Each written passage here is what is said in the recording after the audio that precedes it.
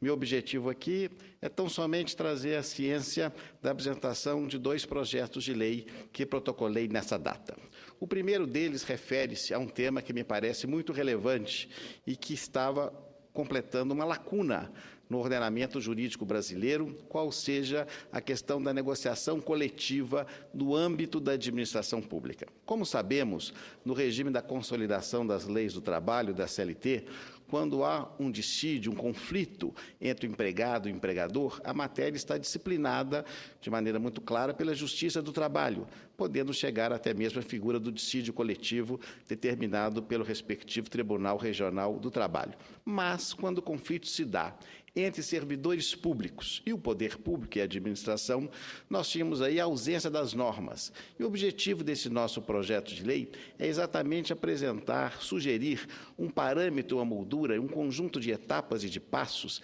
exatamente para permitir a formalização de um processo de negociação coletiva, estimulando que as partes, de boa fé, possam superar os entraves e os conflitos, identificando as possibilidades da autocomposição. Nesse projeto de lei, portanto, os representantes dos servidores, através de seus sindicatos, das suas associações, das suas organizações, de um lado, e, de outro lado, os órgãos da administração pública, o poder público, têm ali algumas etapas a serem cumpridas, na tentativa, como eu disse, dessa autocomposição para se evitar o prolongamento eventual de uma greve, para se evitar algum tipo de ação judicial e, é claro, se evitar o que é mais devemos sempre lutar contra, que é o prejuízo ao usuário de serviço público na ausência da sua prestação de qualidade a cada cidadão brasileiro. Desse modo, o projeto, volto a dizer, é uma primeira moldura, é uma primeira etapa. Eventualmente será aperfeiçoado pela análise pormenorizada de nossos pares, será debatido nessa casa, caso venha a ser aprovado nas comissões no plenário, depois irá à Câmara, e certamente desse debate nós teremos a oportunidade de apresentarmos ideias para fazer que essa autocomposição seja uma inovação dentro do ordenamento jurídico brasileiro, qual seja a negociação coletiva entre os servidores públicos e o poder público, inclusive estimulando e muito figuras recentemente fortalecidas pelo Congresso Nacional, como a mediação e a arbitragem. Lembro aqui, eminente presidente, que nós temos no Brasil uma grande inclinação pela litigiosidade. Nós gostamos do litígio, gostamos de levar as demandas ao Poder Judiciário e isso acaba onerando muito o funcionamento do Poder Judiciário com o número exagerado de milhões de ações que temos no Brasil. Quanto mais, portanto, nós estimularmos a autocomposição, a conciliação, a arbitragem, a mediação, nós estaremos auxiliando muito o desenvolvimento do Brasil. Desse modo, esse projeto tem eventualmente essa característica, eu ouso dizer, até essa qualidade, permitindo que nessa composição nós vamos superar os conflitos e vamos identificar aquela solução que é mais adequada para os servidores, no que se refere não só à sua remuneração, mas também às condições de trabalho, à qualificação, aos meios de exercício das suas funções e também ao poder público no seu mistério fundamental de prestar o exercício do interesse coletivo e do bem geral. O segundo projeto, eminente presidente, que apresento nessa data, refere-se a um tema que tem sido objeto de alguns debates recentemente, qual seja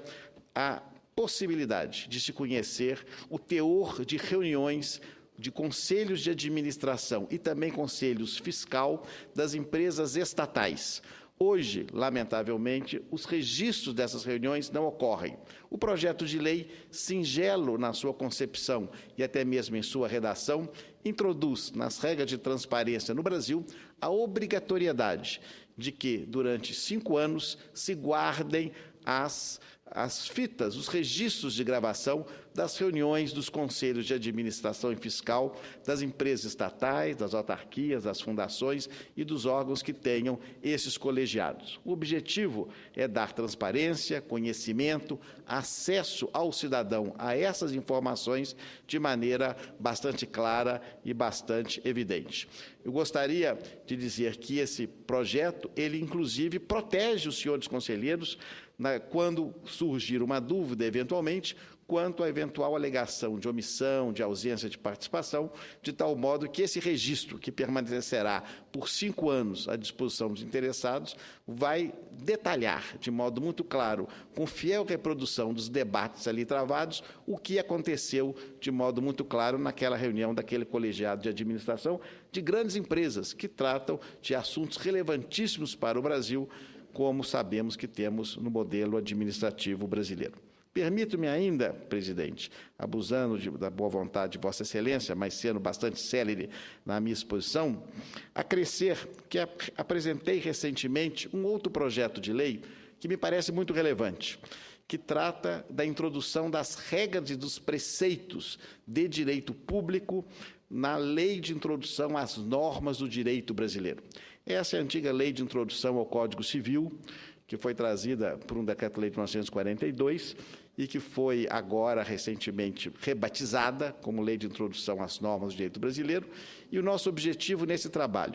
que contou inclusive com a colaboração de eminentes juristas do Estado de São Paulo na sugestão dos textos, é no sentido de que regras de direito público também façam parte desse conjunto normativo, dessas regras jurídicas, especialmente com o objetivo de dar mais segurança jurídica ao cidadão e ao agente público, no que se refere à interpretação das normas, à aplicação das leis e ao desdobramento das ações administrativas. As regras de direito público, portanto, pela primeira vez, caso esse projeto venha a ser considerado adequado pelos nossos pares e aprovado por essa Casa e pela Câmara, essas regras serão objeto da Lei de Introdução às Normas do Direito Brasileiro. Regras que vão robustecer a segurança jurídica e que vão, de fato, prestigiar o ordenamento jurídico mais moderno, mais avançado e mais consentâneo com o direito administrativo e direito público modernos no Brasil. Gostaria ainda de acrescer, eminente presidente. Senador Anastasia. Pois não? Vossa Excelência tem um tempo que lhe Muito convier. obrigado. Muito obrigado, presidente. A sua generosidade é proverbial.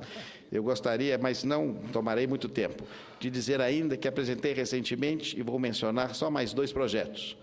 Um projeto de lei que trata do uso dos controles dos cartões corporativos pela administração, também na mesma vereda da transparência e do controle da administração. Os cartões corporativos são uma realidade, mas, lamentavelmente, não são objeto de nenhum regramento jurídico. O nosso propósito foi exatamente tecer aí considerações normativas para dar um arcabouço jurídico ao uso desses cartões, exatamente objetivando transparência e clareza para o seu implemento.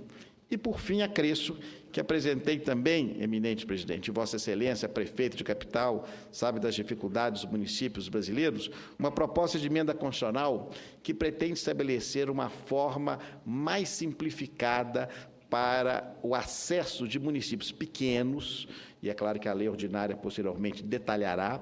para o acesso a recursos públicos e prestação de contas. Porque é claro que nós não podemos imaginar, na vasta e ampla federação brasileira,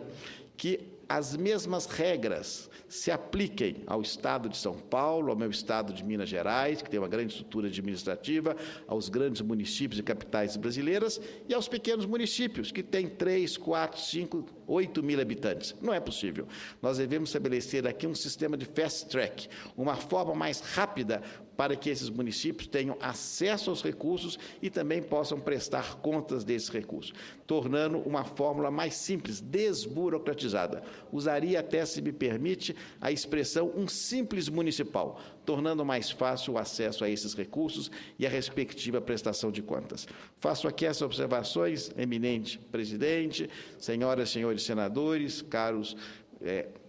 telespectadores da TV e da Rádio Senado, exatamente para demonstrar como que nós podemos avançar, especialmente nos temas da gestão pública, de maneira simples, mas ao mesmo tempo com resultados, objetivando tão somente não só o desenvolvimento nacional, mas fundamentalmente uma administração pública mais cristalina, mais eficiente e com mais resultados a favor de cada cidadão de nosso Brasil. Muito obrigado a Vossa